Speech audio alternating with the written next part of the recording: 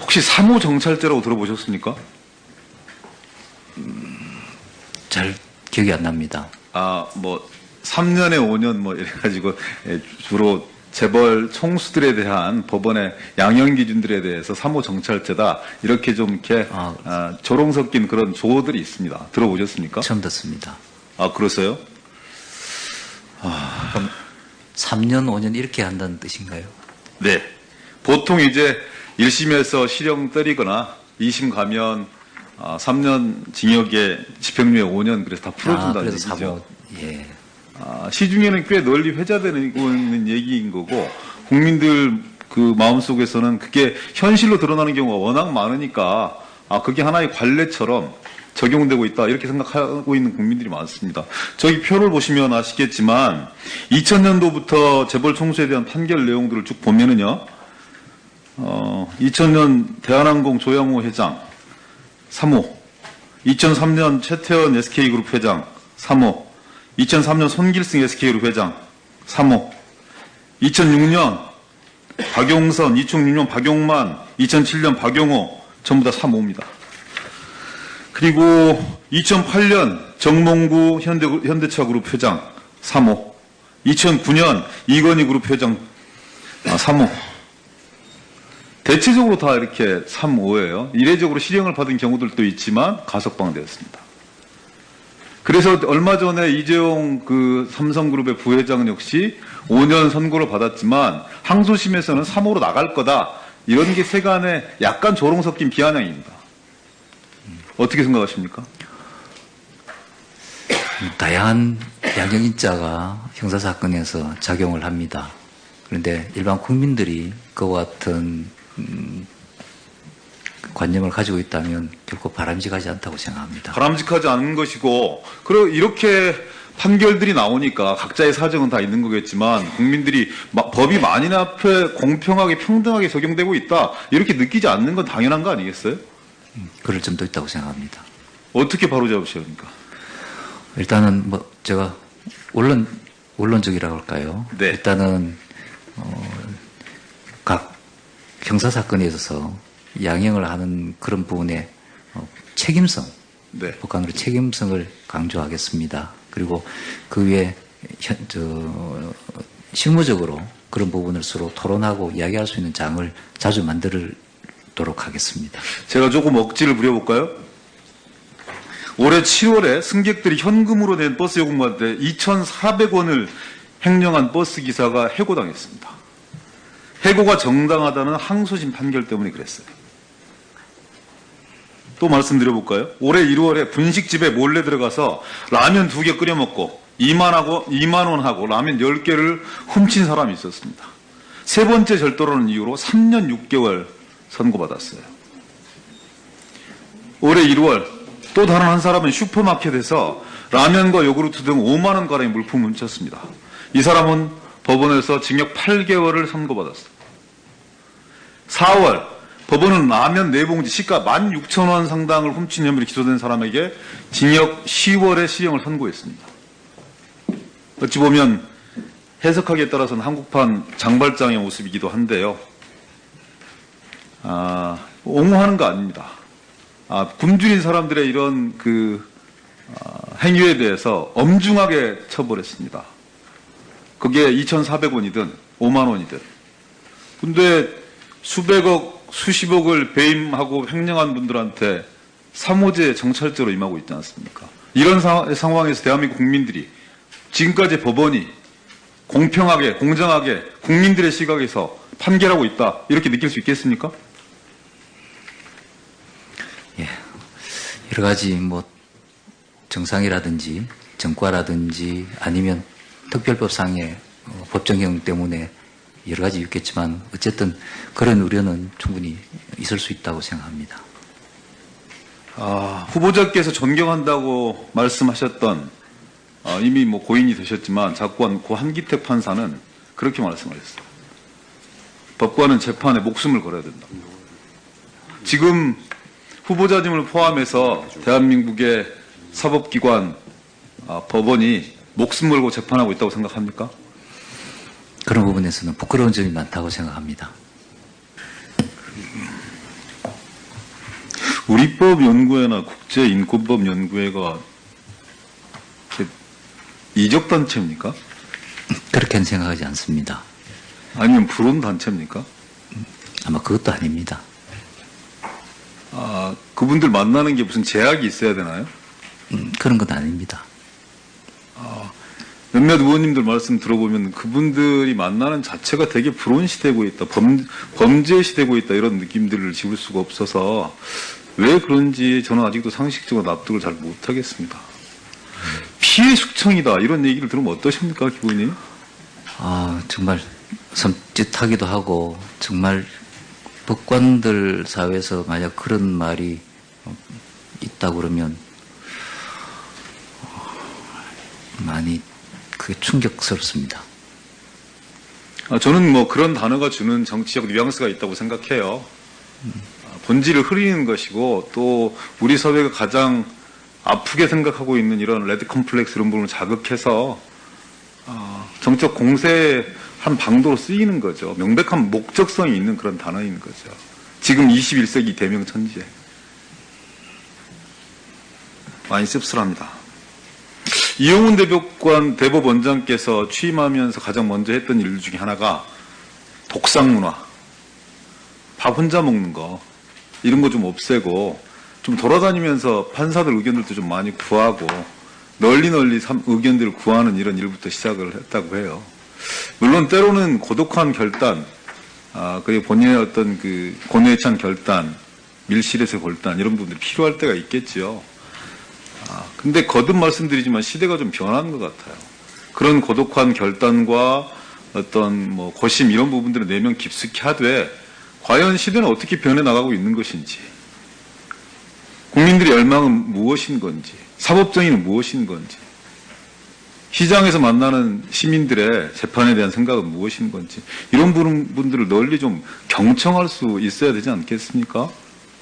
저도 지금도 그렇게 또 직장 동료나 혹은 직원들, 동료 법관들하고 만나는 것을 좋아합니다만은 나중에 책임을 맡게 되더라도 계속 돌아다니면서 많은 이야기를 듣고 보도록 하겠습니다. 그래서 후보자께서 그렇게 하시는 건 물론이고 좀 함께 일하는 분들에게 그런 문화들을 널리 권유하고 장려했으면 좋겠습니다. 많이 들어야 소통할 수 있는 귀가 생깁니다. 그래야 다음 단계의 대화가 가능하고요.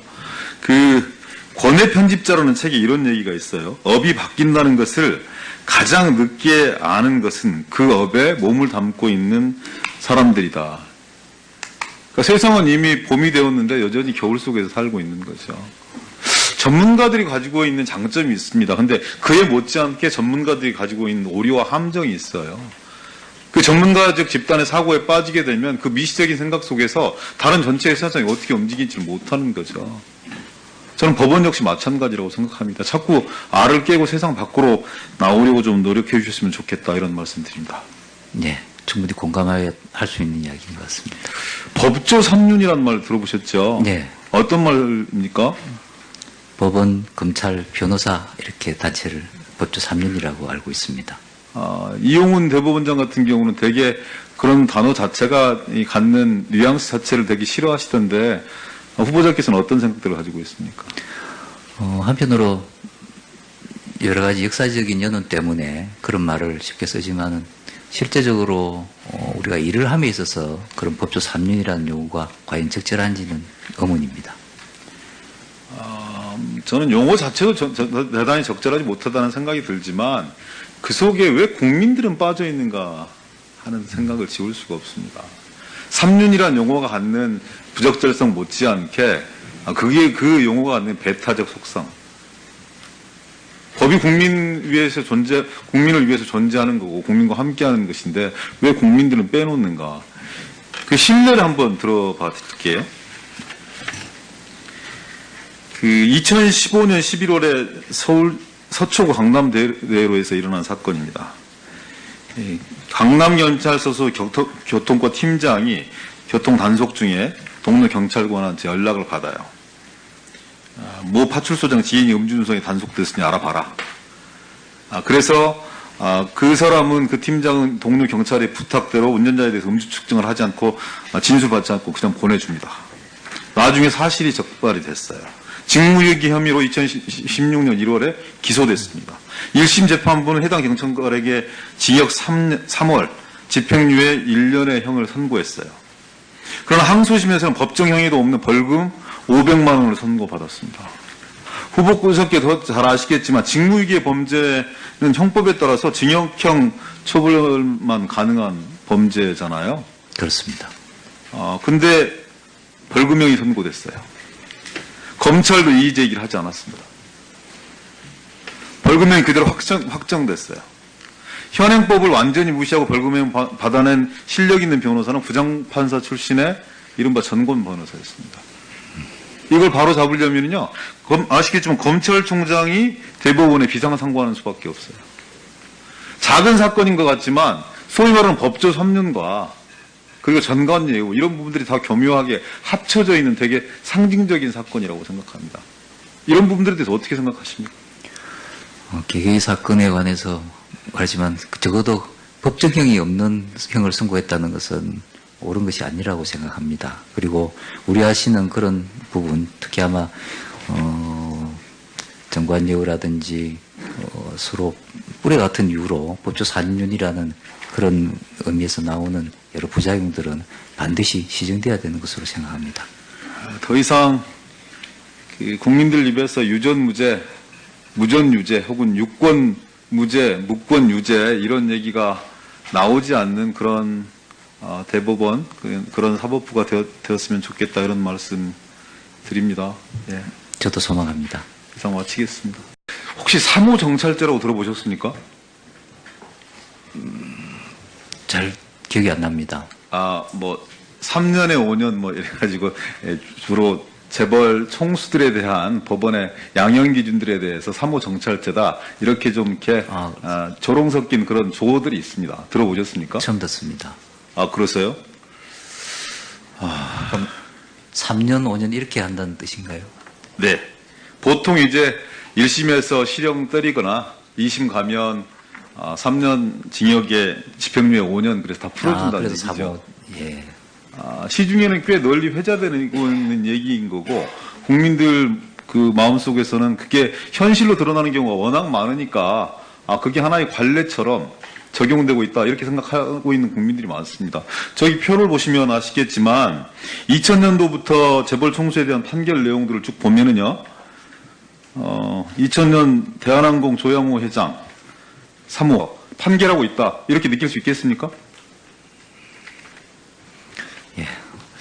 여러 가지 뭐 정상이라든지 정과라든지 아니면 특별법상의 법정형 때문에 여러 가지 있겠지만 어쨌든 그런 우려는 충분히 있을 수 있다고 생각합니다. 후보자께서 존경한다고 말씀하셨던 이미 뭐 고인이 되셨지만 작고한 고 한기택 판사는 그렇게 말씀하셨어요. 법관은 재판에 목숨을 걸어야 된다. 지금 후보자님을 포함해서 대한민국의 사법기관, 법원이 목숨 걸고 재판하고 있다고 생각합니까? 그런 부분에서는 부끄러운 점이 많다고 생각합니다. 우리법연구회나 국제인권법연구회가 이적단체입니까? 그렇게는 생각하지 않습니다. 아니면 불온단체입니까? 2003년 최태원 SK그룹 회장 3호, 2003년 손길승 SK그룹 회장 3호, 2006년 박용선, 2006년 박용만, 2007년 박용호 전부 다 3호입니다. 그리고 2008년 정몽구 현대차그룹 회장 3호, 2009년 이건희 그룹 회장 3호. 대체적으로 다 이렇게 3호예요. 이례적으로 실형을 받은 경우들도 있지만 가석방되었습니다. 그래서 얼마 전에 이재용 그 삼성그룹의 부회장 역시 5년 선고를 받았지만 항소심에서는 3호로 나갈 거다. 이런 게 세간에 약간 조롱 섞인 비아냥입니다. 어떻게 생각하십니까? 다양한 양형인자가 형사사건에서 작용을 합니다. 그런데 일반 국민들이 그와 같은 관념을 가지고 있다면 결코 바람직하지 않다고 생각합니다. 바람직하지 않은 것이고 그러면 10개를 훔친 사람이 있었습니다. 세 번째 절도라는 이유로 3년 6개월 선고받았어요. 올해 1월 또 다른 한 사람은 슈퍼마켓에서 라면과 요구르트 등 5만 원가량의 물품을 훔쳤습니다. 이 사람은 법원에서 징역 8개월을 선고받았어요. 4월 법원은 라면 4봉지 시가 16,000원 상당을 훔친 혐의로 기소된 사람에게 징역 10월의 실형을 선고했습니다. 어찌 보면 해석하기에 따라서는 한국판 장발장의 모습이기도 한데요. 옹호하는 거 아닙니다. 굶주린 사람들의 이런 행위에 대해서 엄중하게 처벌했습니다. 그게 2,400원이든 5만 원이든. 근데 수백억, 수십억을 배임하고 횡령한 분들한테 3호제 정찰제로 임하고 있지 않습니까? 이런 상황에서 대한민국 국민들이 지금까지 법원이 공평하게, 공정하게 국민들의 시각에서 이렇게 판결들이 나오니까 각자의 사정은 다 있는 거겠지만 국민들이 법이 만인 앞에 공평하게 평등하게 적용되고 있다 이렇게 느끼지 않는 건 당연한 거 아니겠어요? 그럴 점도 있다고 생각합니다. 어떻게 바로잡으셔야 합니까? 일단은 제가 원론적이라고 할까요? 네. 일단은 각 형사 사건에 있어서 양형을 하는 그런 부분에 책임성, 네. 법관으로 책임성을 강조하겠습니다. 그리고 그 외에 실무적으로 그런 부분을 서로 토론하고 이야기할 수 있는 장을 자주 만들도록 하겠습니다. 제가 조금 억지를 부려볼까요? 올해 7월에 승객들이 현금으로 낸 버스 요금한테 2,400원을 횡령한 버스 기사가 해고당했습니다. 해고가 정당하다는 항소심 판결 때문에 그랬어요. 또 말씀드려볼까요? 올해 1월에 분식집에 몰래 들어가서 라면 2개 끓여 먹고 2만 원하고